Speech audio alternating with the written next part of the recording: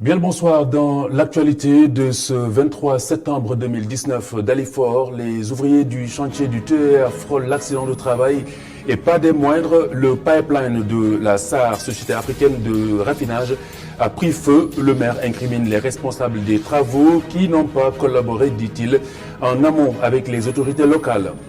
Sandaga rame, la grève de l'Association des commerçants industriels du Sénégal paralyse le marché. Le mouvement devrait durer 72 heures. Le financement de la seconde phase du plan Sénégal émergent, le Sénégal trouve une belle soupape auprès du FMI.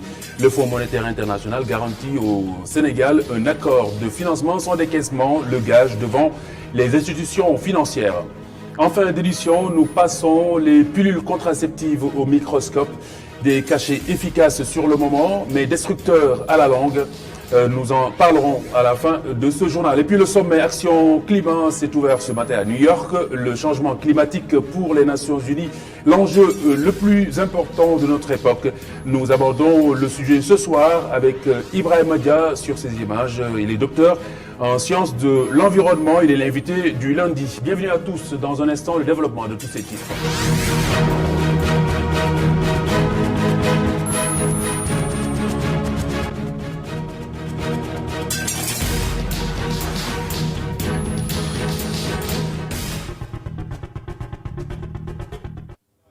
La frayeur aujourd'hui à Dalifort, le pipeline de la SAR, Société africaine de raffinage, a pris feu sous les pieds des ouvriers du TER. Ils ignoraient sa présence sur le site, un fait que le maire impute aux responsables des travaux qui, déplore-t-il, n'ont pas collaboré ou plutôt impliqué les collectivités locales dans ce projet. C'est un reportage d'Ibrahim Kamara. Tout est parti de la destruction d'une partie du pipeline de la SAR par les ouvriers du TER. Le maire de Dalifort, Idrissa Diallo, dénonce sa non-implication dans le projet qui traverse sa commune. On a alerté, les choses sont arrivées, ils n'ont jamais parlé aux gens, ils ne parlent même pas à la mairie. Quand ils traversent une commune, moi j'aurais pu arrêter ces travaux-là. Il faut qu'ils apprennent à respecter les gens. Le TER nous a trouvés ici, il va nous laisser ici. Ce n'est pas ce qui va nous faire vivre. Le préfet de Pikine rassure et avance la solution pour éviter le pire.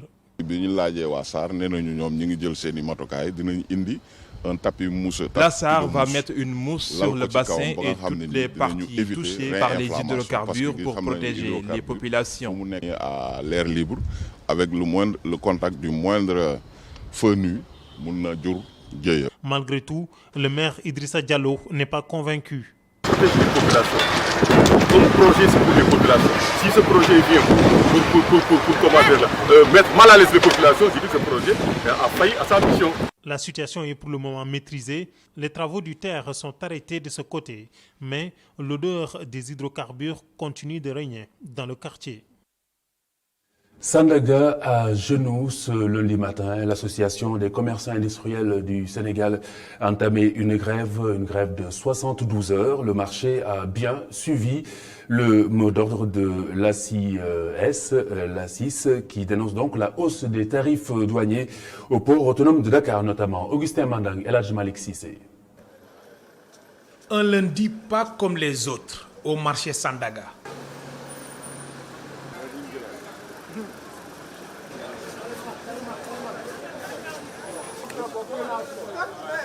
Ils sont finalement passés à l'acte. L'Association des commerçants et industriels du Sénégal a baissé rideau. Ces commerçants dénoncent l'augmentation des frais de douane sur leurs conteneurs au port autonome de Dakar. Les tarifs douaniers sont vraiment chers. Un conteneur qui coûtait 3 millions paye désormais 9 millions de francs CFA. C'est difficile. Et ce qui est déplorable, c'est que des fois, on perd même nos marchandises. Ces commerçants ne peuvent pas supporter ça. Trop, c'est trop. Visage crispé, ces commerçants se disent victimes de la cherté des services portuaires et aéroportuaires. On ne peut pas travailler pour la douane. Si on l'accepte, mieux vaut qu'on retourne chez nous. Certains commerçants à Bawol, Saloum, d'autres à Kadior ou Ndiambour. C'est un constat général, les taxes sont dures. Pour l'Association des commerçants et industriels du Sénégal, il n'est pas question de baisser les bras. Jamais, pas question de se décourager. On va poursuivre la lutte jusqu'au bout. Parce que je ne peux pas amener mon conteneur avec tous les frais, mais sans bénéfice. Et sachez que le combat, on le fait pour les populations. À Sandaga, le mot d'ordre de grève de l'ACIS est alors bien suivi. Seuls les marchands ambulants sont sur place et ils essayent tant bien que mal de guetter les clients.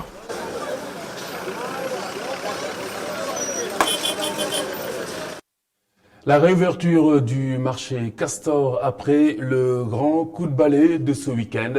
Une fermeture temporaire pour désencombrement et nettoiement. Les habitants et riverains se sont réjouis bien entendu de cette opération malgré les désagréments relevés. Barroso, Youssouf Konté.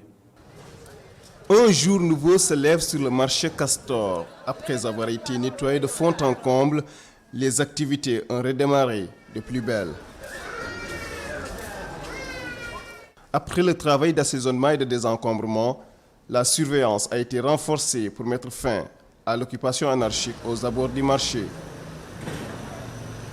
Les résidents et le voisinage du marché sont très contents du nouveau décor qu'offre le marché. L'air est plus respirable.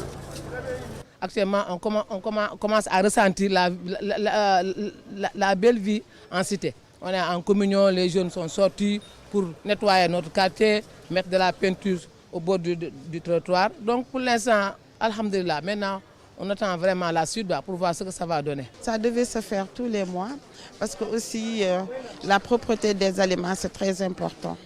À l'intérieur du marché que les habitants connaissent davantage par Parc Soblé, des commerçants cachent mal leur inquiétude car ils n'ont pas encore recommencé à travailler.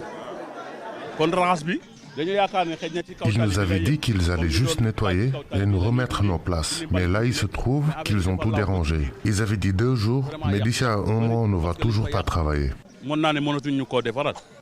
Cette dame venue faire ses emplettes apprécie l'opération, même si elle n'est pas parfaite.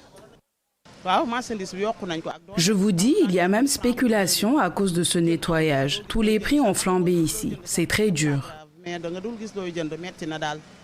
Le marché Castor a été débarrassé de ses scories. Les habitants de la cité demandent aux autorités de poursuivre l'œuvre de salubrité publique sur toute l'étendue du territoire national.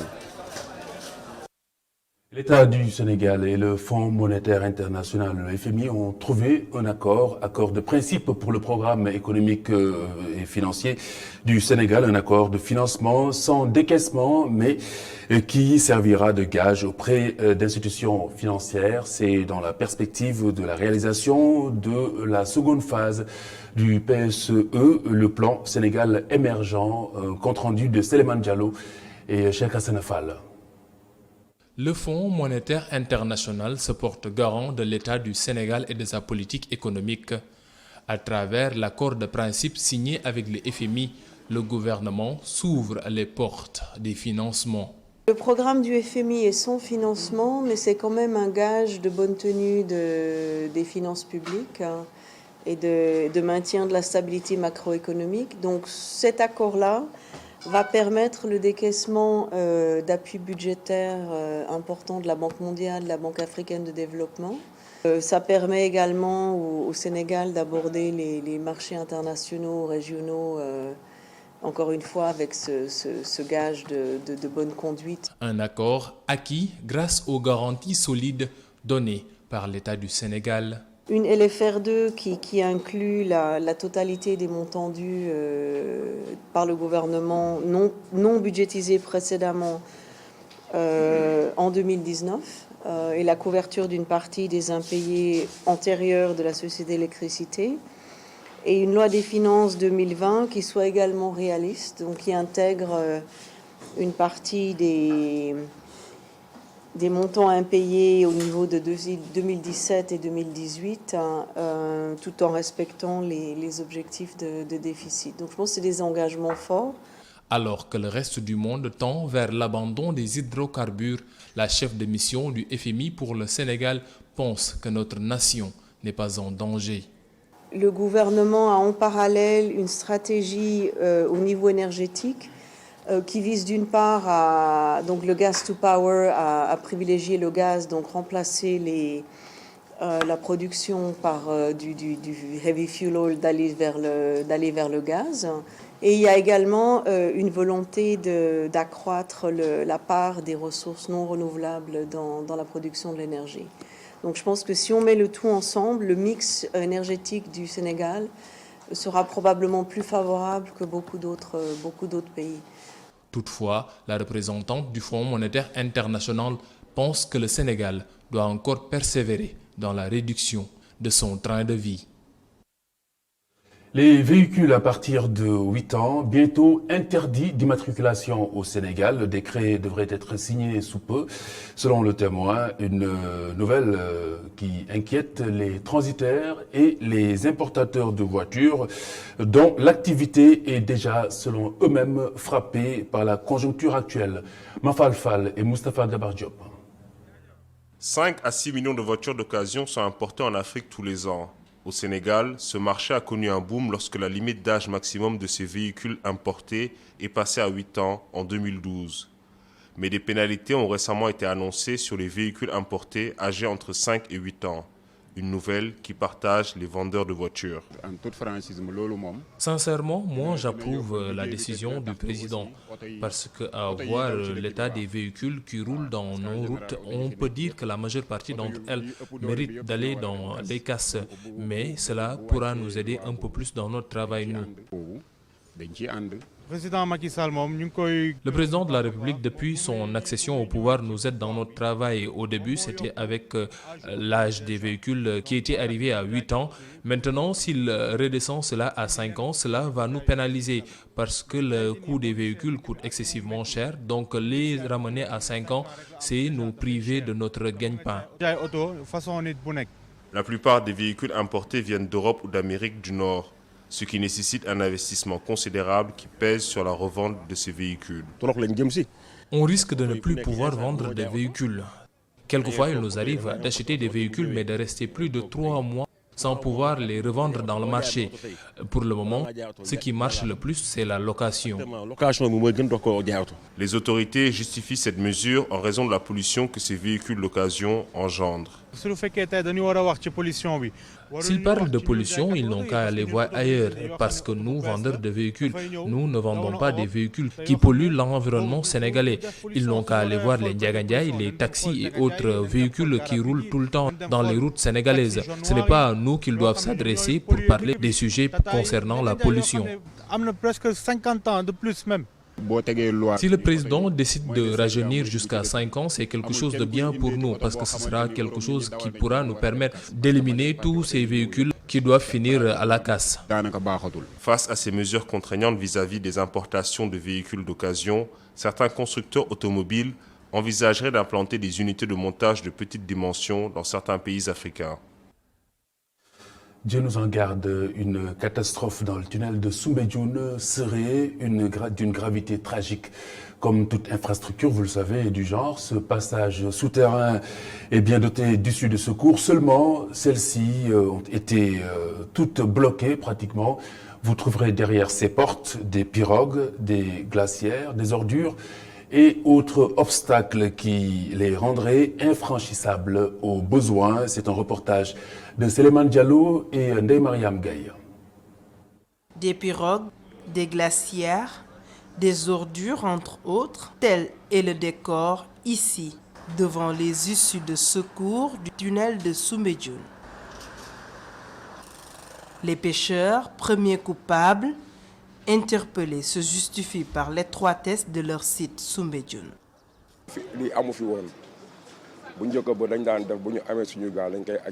Auparavant, on mettait nos pirogues sur la plage. Mais maintenant, le quai est devenu très étroit.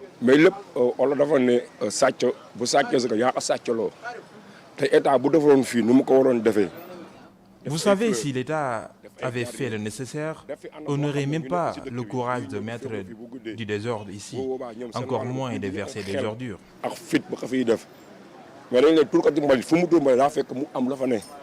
Conscients des conséquences que peuvent engendrer le blocage de ces issues de secours, les pêcheurs promettent de rectifier le tir. On est conscient qu'on ne doit pas faire ça, mais que faire?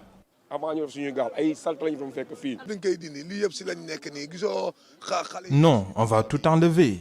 On va même organiser un set-setal.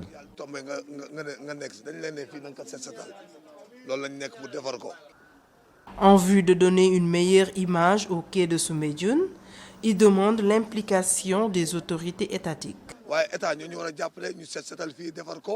L'État doit nous aider pour rendre le lieu propre et désencombrer un peu l'endroit pour éviter les dangers.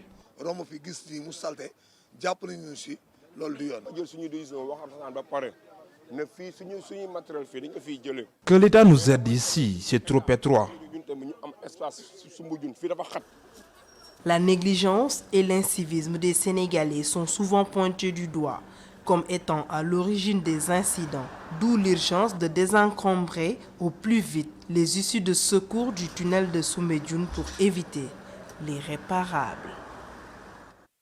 Dorénavant, ActuSport tous les lundis, tous les vendredis avec le service des sports. Le premier numéro ce soir est signé Malik Thiandoum.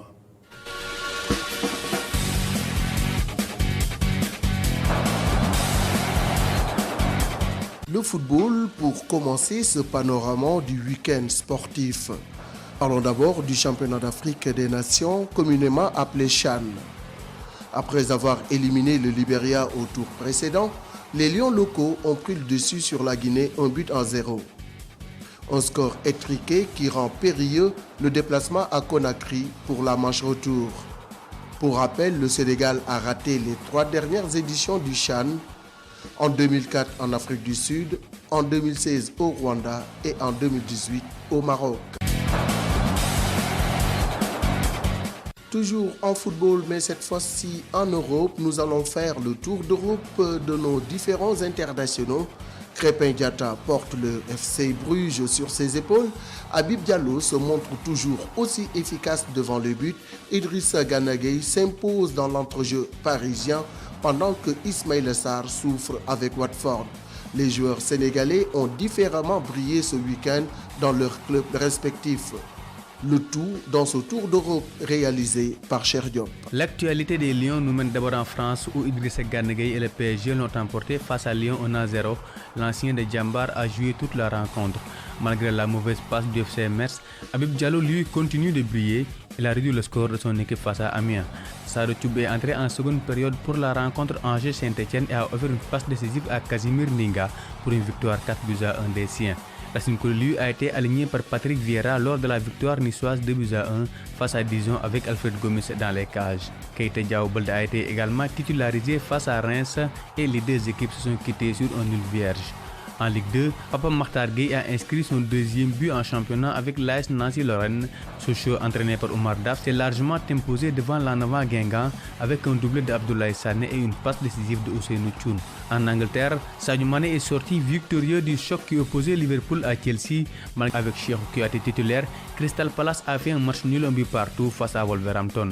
Ismaïla Sarr et Watford ont été balayés ce week-end par le champion en titre 8-0. L'ancien de Rennes a débuté sur le banc et malgré son entrée en jeu en seconde période, son équipe s'est montrée impuissante. En Italie, Kalidou Koulibaly et Naples ont étrié le Tchèque 4-1 et suivent le rythme imposé par l'Inter de Milan. Babacar Khouma lui est resté sur le banc. En Allemagne, Salif Sané et Schalke se portent bien.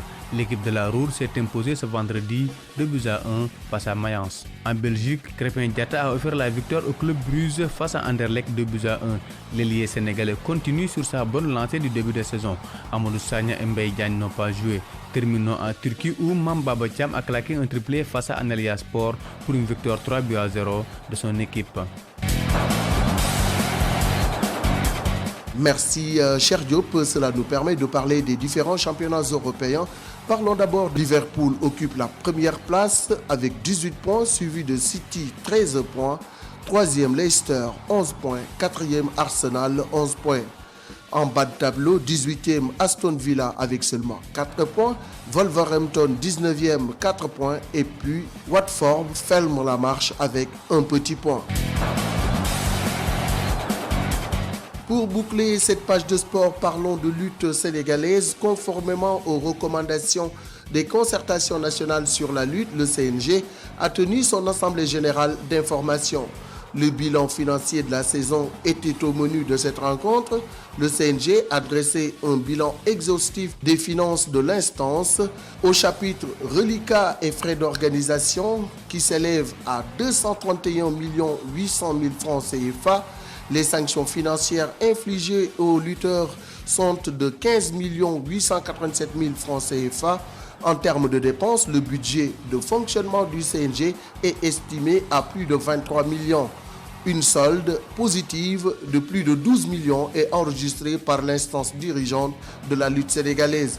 Mohamed Ndao Tyson a fait un diagnostic sans complaisance de la situation de la lutte et appelle aux assises, sinon aux États généraux, pour sauver la lutte sénégalaise.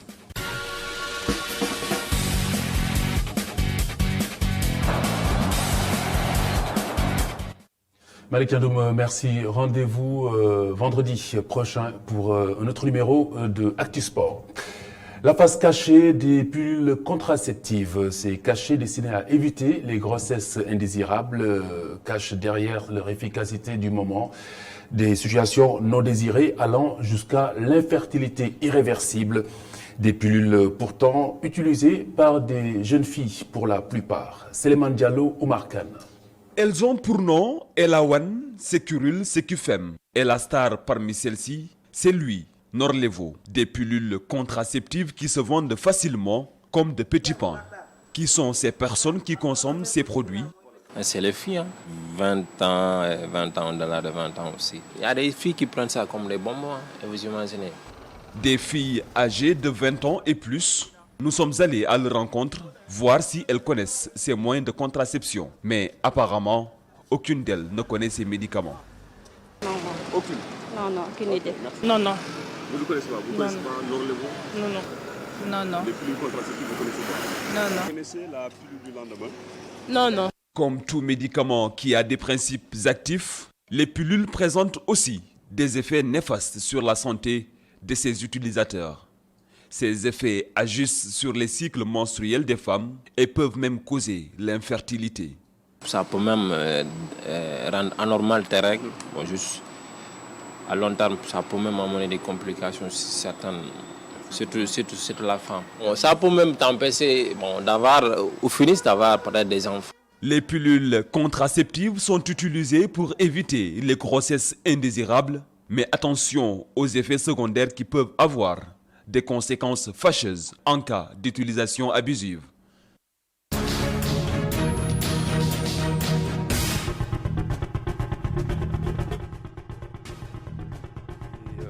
Docteur en sciences de l'environnement, invité de ce soir. Docteur, bonsoir. Bonsoir. Alors, le prétexte de l'entretien de ce lundi, le sommet Action Climat qui s'est ouvert ce matin à New York. L'enjeu est important, on le sait, mais surtout les actes attendus, notamment la concrétisation de l'accord de Paris. Est-ce qu'on peut revenir un peu sur les principaux axes de cet accord? Merci Khalifa. Je pense que pour comprendre les enjeux et les engagements, il faut revenir sur ce constat qui a été unanime au niveau de la communauté internationale. Deux constats. Le premier, c'est qu'il y a un réchauffement de la planète et il y a un dérèglement climatique. La deuxième chose, c'est que tout le monde est d'accord que c'est le fait de l'acte de l'homme. Bien sûr, il y a des climato-sceptiques comme Trump qui ne sont pas d'accord, mais c'est cela les bases. Et à partir de ce moment, il y a deux objectifs qui sont visés.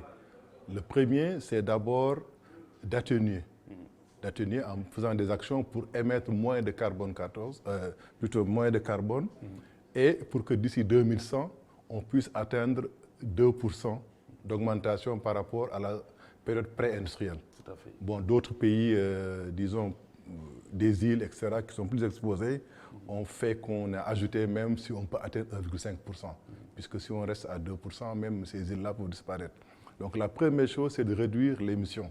La deuxième chose, c'est d'atténuer les impacts. Et pour cela, il faut s'adapter. Parce que même si on fait des efforts pour réduire les réchauffements, les effets ne vont pas se sentir maintenant, puisque ces gaz prennent du temps. Par exemple, le CO2 prend 100 ans, d'autres gaz font 1000 ans, donc avant de commencer à se dégrader. Donc c'est évident qu'on n'aura pas les effets, et donc le dérèglement climatique sera là. les impacts seront là, donc il faut pouvoir s'adapter. Et la facture est là. Donc, quelle devrait être la part de l'Afrique? L'Afrique est vraiment, on peut dire, elle compte presque à 0%. C'est vraiment minime, c'est epsilon par rapport au... C'est pourquoi on dit par rapport à la zone, à la période pré-industrielle. Oui. Parce que c'est les pays développés, c'est la Chine, ce sont les États-Unis et c'est également l'Europe qui sont les principaux contributeurs à ce réchauffement climatique. Je pense que l'Afrique, ça ne fait même pas 4%. C'est ça. Il y a des pays où c'est même 0, quelque chose pour cent. Donc que nous, on ajoute du CO2 ou qu'on n'en ajoute pas, ça ne va pas change pas grand-chose. Or, c'est l'Afrique qui subit le plus les impacts. Et c'est ça, en fait, le drame. C'est pourquoi, lors de ces négociations, l'Afrique a mis le paquet beaucoup plus sur l'adaptation que sur l'atténuation. Alors est-ce qu'on devrait aller vers une stratégie plus panafricaine pour que les intérêts de l'Afrique ne soient pas négligés dans ces négociations? Exactement, c'est cela. Je pense que pour une fois, l'Afrique a fait un effort pour aller ensemble et je pense que c'est l'approche panafricaine qui est la solution, puisque nos pays sont des pays nains, des petits pays. Aucun de nos pays n'a la capacité de négocier globalement. Or, les effets, même quand ils se font sentir dans un pays, les effets des pays voisins, les pays sont tellement proches qu'un effet ne peut pas être isolé. Et il y a des initiatives qui ont été prises, notamment par l'Union africaine. L'Union africaine a créé une agence qui s'occupe des risques climatiques, ARC, African Risk, et qui a été créée en 2013. Et cette agence est une initiative extrêmement importante, mais très mal connue. Les pays y payent une assurance et quand il y a une catastrophe, c'est cette agence-là qui paye les frais. Le Sénégal, d'ailleurs, je pense qu'en 2015, a reçu 9 milliards du fait de la sécheresse. Donc, c'est déjà un premier pas. Mais ce qui reste le plus important, c'est que l'Afrique essaie d'avoir des instances de recherche communes à toute l'Afrique pour réfléchir globalement sur le climat. Pour une stratégie commune. Une stratégie commune, mais aussi avoir des outils scientifiques pour pouvoir faire les préventions et anticiper sur les risques et avoir les stratégies qu'il faut. Justement, en parlant de risques, le changement climatique ne parle pas à beaucoup et pourtant on sait qu'il y a un coût que cela engendre. Et donc ces effets-là, ces répercussions sont transversales. Comment est-ce que vous pourriez éventuellement les apprécier par chez nous? Les effets économiques, ça fait longtemps que ça existe. On en parle maintenant, mais comme déjà depuis 1992, la préparation du sommet de Rio, il y avait des évaluations qui étaient faites. Des professeurs de l'Université de Dakar, Paul Ndiaye et Henri Lo avaient fait un travail extrêmement important pour montrer comment est-ce qu'il y aura des impacts sur le Sénégal. On a vu après, Sangomar a disparu. On parle de la pointe Sangomar. Beaucoup ne savent pas que la pointe Sangomar, c'est une île. Il y avait même une usine à l'intérieur. Maintenant, quand vous allez, vous voyez l'usine est dans l'eau. Il y a aussi Boun Babodje qui vient de disparaître. Vous avez Saint-Louis. Il y a Differ qui est menacé. Il y a Differ qui est presque menacé. Donc, voilà les effets concrets. Par ailleurs, vous avez des inondations. On ne peut plus prévoir. D'abord, il y a la perturbation. On ne sait plus à quel mois il va pleuvoir. Aujourd'hui, c'est le mois de septembre. L'année passée, c'était août et ainsi de suite. Donc, on a une perturbation. Ensuite, il y a des sécheresses. Il y a des périodes de sécheresse très dures. C'est ce qui a même poussé certains à construire sur des zones non édificantes et ce qui les replonge forcément dans l'eau et qui provoque ces inondations qu'on ne peut pas maîtriser. Et les infrastructures ont été conçues, disons, planifiées en fonction de quelque chose qui est régulier. Or, la situation a changé, ce qui fait que la capacité d'absorption, la capacité de transit même de nos canaux ne sont pas adaptées à la façon dont les précipitations se font maintenant. Donc, d'où l'importance de prendre conscience que les changements climatiques existent et qu'il nous faut nous adapter, mais surtout qu'on sache qu'on n'y peut pas grand-chose. Et qu'à partir du moment où il faut des stratégies... Ce n'est pas trop fataliste? Oui, disons que dès qu'on accepte qu'il va y avoir des changements, il faudra maintenant avoir des stratégies. Je donne l'exemple. On sait qu'il y aura nécessairement des sécheresses. Alors, il ne faut pas rester à attendre qu'il y ait de l'eau, il faut anticiper. Des précautions. Prendre les précautions. Nous avons de l'eau souterraine. Il faudra que nous investissons suffisamment pour capter cette eau souterraine et commencer à faire de l'irrigation. Les bassins de rétention les bassins de rétention, même s'il ne pleut pas, vous n'aurez pas de l'eau à retenir. Oui. Mais on a de l'eau souterraine en quantité énorme. Et l'exemple a été donné. Bon, le Sénégal a un exemple intéressant, c'est la ranche de Doli. C'est depuis d'ailleurs à l'époque de Senghor que les gens avaient conçu que pour faire face aux risques climatiques, il fallait avoir une zone de refuge. Oui. Et ce ranch, aujourd'hui réhabilité, permet, en cas d'absence de pluie, d'avoir tout le bétail de toute cette zone-là quelque part. Maintenant, il faut qu'il y ait des investissements, ce qui a été fait en tout cas par l'État du Sénégal pour ce cas-là. Il y a un réseau d'irrigation, il y a de l'eau, il faut faire des cultures fourragères. Voilà un modèle qu'on peut développer pour que quand il y a des situations comme ça de sécheresse, que les populations ou les animaux aient des zones de refuge. La même chose doit être faite pour le littoral. On savait depuis longtemps que le niveau de la mer va augmenter. Il fallait très tôt, mais je pense qu'il faut ce n'est pas toujours trop tard, faire des investissements pour réduire l'avancée de la mer. C'est très lourd comme investissement. Mais si on ne le fait pas, il y a des zones qui vont disparaître. Très bien. Alors, docteur Ibrahim Dia, doit-on craindre justement la dépréciation de la valeur de nos ressources pétrolières au moment où on parle d'énergie verte, on parle de développement durable? Oui, un des points d'ailleurs de l'accord de Paris, c'est la défossilisation. Donc l'objectif, c'est de mettre de moins en moins des énergies fossiles. Oui. Bon, le Sénégal a cette chance que, quand on parle de ces énergies, on a plus de gaz que de pétrole. Le Sénégal est plus un pays gazier qu'un pays pétrolier. Le Sénégal également a démarré, si j'en juge par ce qui est déjà en cours, des programmes avec l'énergie solaire, de l'énergie éolienne et de l'énergie hydroélectrique. Et je pense qu'avec le gaz et ces énergies-là, en tout cas, du point de vue pour le Sénégal, nous aurons un mix énergétique à dominante énergie verte ou renouvelable. Maintenant, il n'y a rien à craindre. Il n'y a rien à craindre pour nous. Je pense qu'à long terme, le pétrole ne sera plus comme il était avant. Et parce qu'effectivement, les gens sont en train de migrer à autre chose. C'est pourquoi il faut commencer à l'exploiter, parce que dans les 30 ans à venir, ou 30 ans ou après 30 ans, ça va complètement changer. Donc plus on y va et plus on l'exploite maintenant pour le vendre, parce qu'il y aura toujours des gens qui ont besoin de pétrole. Mais en tout cas, pour nous, au Sénégal, on a la possibilité d'avoir l'énergie propre avec les barrages hydroélectriques qu'on est en train de faire en Guinée, sur le fleuve Gambie, etc., et sur le fleuve Sénégal. Ce qu'on a comme parc éolien et parc solaire, je pense qu'on est dans une bonne optique par rapport aux engagements qui sont pris au niveau international. Très bien. Alors, dernière question d'actualité. Le président de la République a posé un acte avant de s'envoler pour la rencontre. Il ne sera plus question d'immatriculer des véhicules de plus de 8 ans au Sénégal. Alors, est-ce une vraie fausse solution devant un parc automobile avec des véhicules âgés de plus de 60 ans? Oui. On a entendu un des vendeurs de voitures dénoncer le fait dans le reportage de Moustapha Gabar Diop. Je pense qu'il faut, sur ces questions, avoir une approche systémique. D'ailleurs, sur toutes les questions environnementales, il faut avoir une approche systémique et globale. Une mesure isolée ne peut pas avoir d'effet. Si vous vous rappelez, au moment où on avait réduit également le nombre d'âge des véhicules importés à 5 ans ou moins que ça, vous aviez à Dakar énormément de gens, dans toutes les rues, vous avez plein de moteurs importés. À la place de voitures importées, les gens importaient des moteurs. Donc les gens vont importer des voitures détachées. Donc on va continuer à avoir des voitures de plus de 20 ans qui vont venir. C'est un moyen contourné de les importer. Donc on n'aura pas la solution. Et l'autre coup, c'est que si vous n'importez pas des véhicules de cet âge, les véhicules qui sont là, le parc actuellement, il est à dominante de véhicules qui ont 30 ans ou 40 ans.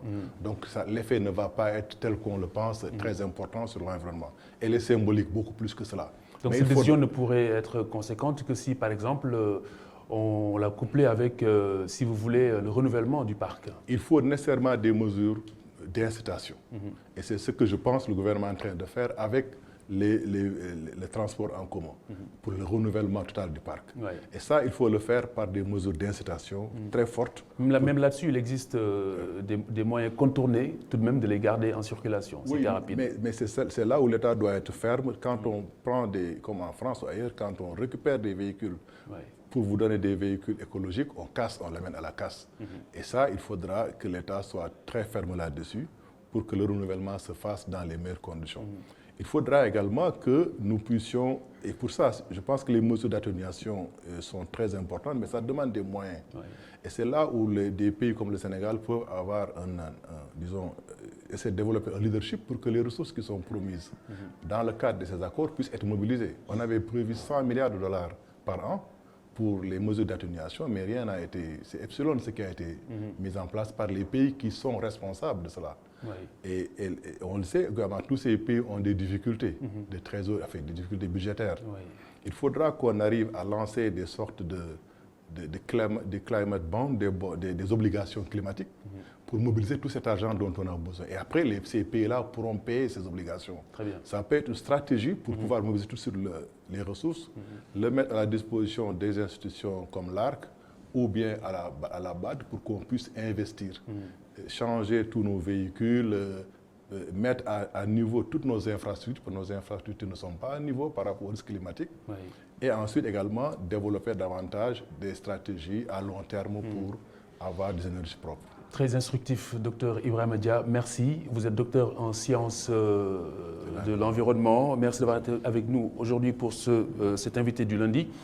Vous retrouvez Sode Diakhoumpa à 23h dans Jukib Khibari, c'est le bulletin en Wolof. Et puis, vous aurez les temps forts de l'arrivée du khalife général des Mourides à Dakar, Serigne Mountakha Mbacké, dans la capitale, pour les besoins vendredi prochain de l'inauguration de la grande mosquée Massalikul Jinan. L'émission sera proposée à 20h30. Et puis, ce soir, c'est Ndiaga Mbaye qui nous inspire avec le professeur El Hadji Songué Diouf. Excellente soirée à toutes et à tous. Au revoir.